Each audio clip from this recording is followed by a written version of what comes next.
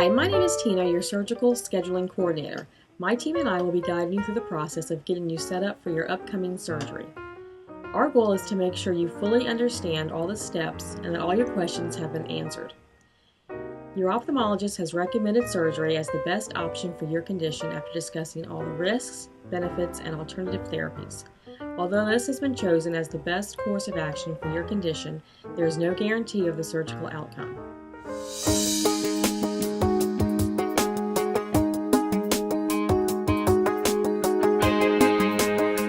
Your ophthalmologist has diagnosed a macular pucker in your eye. A macular pucker, also called an epiretinal membrane, is a layer of scar tissue that grows on the surface of the macula, which is the part of your eye responsible for detailed central vision. Your ophthalmologist has recommended repairing your macular pucker with vitrectomy surgery. This surgery can help to prevent further retinal damage and may save your remaining sight. To understand how a macular pucker affects your vision, let's take a look at how the eye works.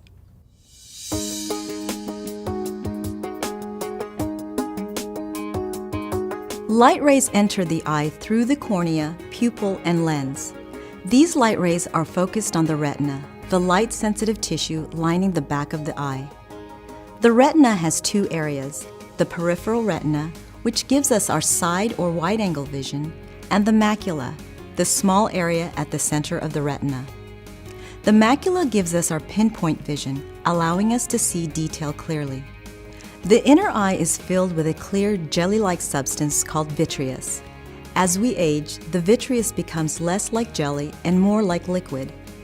Usually, the vitreous is only loosely attached to the retina. So as the eye moves, the vitreous moves away from the macula without causing problems. In some cases, however, as the vitreous pulls away, scar tissue may develop on the macula. Sometimes the scar tissue can warp and contract, causing the retina to wrinkle or bulge. Your ophthalmologist will repair your macular pucker with vitrectomy surgery. This procedure is done in an operating room. To perform a vitrectomy, your ophthalmologist makes tiny incisions in the sclera or white of the eye. Using microsurgery instruments, your eye surgeon removes the wrinkled tissue on your macula, as well as the vitreous gel that may be pulling on the macula. Sometimes an air or gas bubble is placed in the eye to help the retina heal or to seal any tears or holes. After the tissue is gone, the macula flattens and vision slowly improves, though it usually does not return all the way to normal. You may be told to keep your head in a certain position while the bubble helps hold the macular tissue in place. It's important to follow your ophthalmologist's instructions so your eye will heal properly. It can take up to 3 months for your vision to fully recover after macular pucker surgery. On average, about half of the vision lost from a macular pucker is restored, though some people have significantly more vision restored and some less. In most cases, though, surgery significantly reduces the visual distortion caused by macular pucker. As with any procedure, there are risks of side effects and complications with vitrectomy surgery to repair a macular pucker. These may include bleeding, eye infection, retinal detachment, new or recurring scar tissue inside the eye, clouding or scarring of the cornea, clouding of the lens of the eye or cataract, a droopy eyelid, increased pressure in the eye called glaucoma, vision loss, and the possible need for additional treatment, including medication and surgery. Also, your eye problem could remain or get worse. You do not have to be treated for your macular pucker. However, if it is left untreated, a macular pucker may lead to progressive and irreversible loss of vision.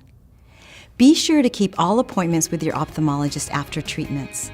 Also, if you have any changes in your vision, you should call your ophthalmologist right away.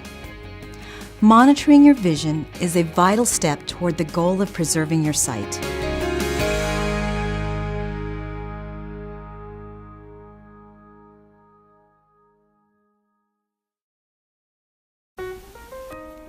In each consent, it explains that other physicians, medical students, and/or qualified surgery staff may assist in the surgery. However, no individuals will perform tasks outside of their scope of practice. Here it explains the risks of general anesthesia and spinal or epidural anesthesia.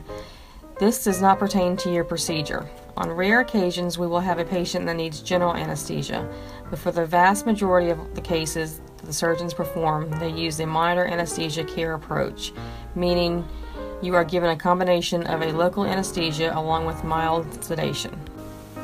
During your procedure, unforeseen conditions may arise. By signing this consent, you authorize your doctor to perform any additional procedures that are in his or her judgment deemed medically necessary due to any unforeseen condition.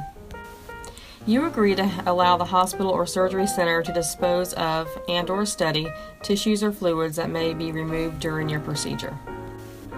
You consent to any medical photography for educational purposes by the hospital staff in which your identity will not be revealed. You consent to the administration of blood or blood products intraoperatively in an emergency situation as deemed medically necessary by your surgeon or anesthesiologist. You give permission for physicians, nurses, medical students, interns, or residents observing as part of the educational process approved by the hospital to be present.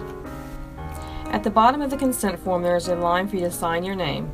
By signing, you acknowledge that you understand and agree to the terms and conditions we just discussed. If you have any concerns or further questions, please let us know right away so we can address these with you.